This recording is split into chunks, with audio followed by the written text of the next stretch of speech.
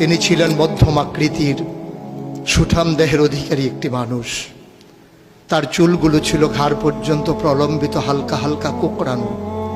তিনি যখন চুলের ভিতরে তৈল দিয়ে আছড়াতেন মনে হতো মৃদুমন্দ ঢেউ দেখা যায়।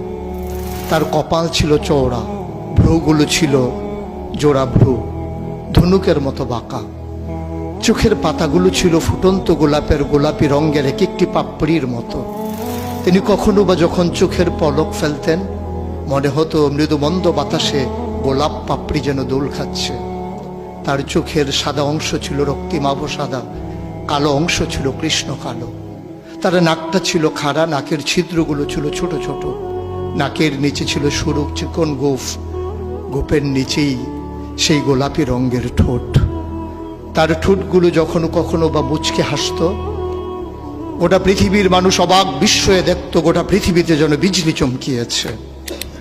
তিনি কখনো বা যখন এই রাস্তা দিয়ে হেঁটে যেতেন, 1 মাস পরেও কখনো যখন সাহাবা হাঁটতেন তার গায়ের জান্নাতি গন্ধ তারা পেতেন।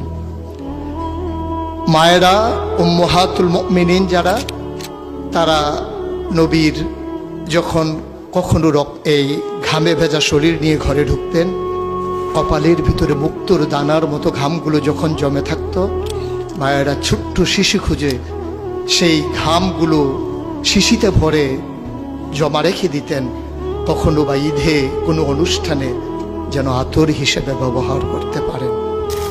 এই সুরত ধারণ করা কোনো মানুষের সাধ্যর বাইরে। কখনোই কোনো মানুষ এই সুরত ধারণ করতে পারবে না চেষ্টা করলেই। কিন্তু তার সিরত যেটা অনুকরণীয়, অনুপম আদর্শ। তিনি এসেছিলেন এই জন্যে, ওয়ামা আরসালনাকা ইল্লা রাহমাতাল লিল আলামিন। তিনি ছিলেন রহমত গোটা ধরনীর জন্য। যেমন করে আল্লাহ বলেছেন, ফাবিমা রাহমাতিন মিনাল্লাহি লিনতা লাহুম ওয়ালাউ কুনতা ফাজ্জান গালিজাল কলব লানফাদ্দু মিন হাওলিক ফাআফু আনহুম ওয়াস্তাগফির লাহুম ওয়াশাওিরহুম ফিল আমর ফাইযা আযামতা ফাতাওয়াক্কাল আলাল্লাহ ইন্নাল্লাহা ইউহিব্বুল মুতাওয়াক্কিলিন। তিনি এসেছিলেন তেমন করে। কেন তাকে পাঠানো হয়েছিল?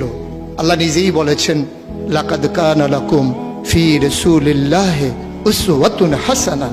তিনি ছিলেন মডেল, তিনি ছিলেন আইডল, তিনি ছিলেন আইকন, তিনি ছিলেন অনুপম আদর্শ, তিনি ছিলেন উসওয়াতুন হাসানাহ। তিনি গোটা মানব জাতির জন্য সকাল থেকে সন্ধ্যা, রান্নাঘর থেকে সংসদ ভবন, তার জীবনের ব্যক্তি জীবন, পারিবারিক জীবন, সমাজ জীবন, রাষ্ট্রীয় জীবন, অর্থনৈতিক জীবন, ইন্টারন্যাশনাল রিলেশন, সকল ক্ষেত্রে তিনি ছিলেন আদর্শ, তিনি ছিলেন মডেল, তিনি ছিলেন আইকন।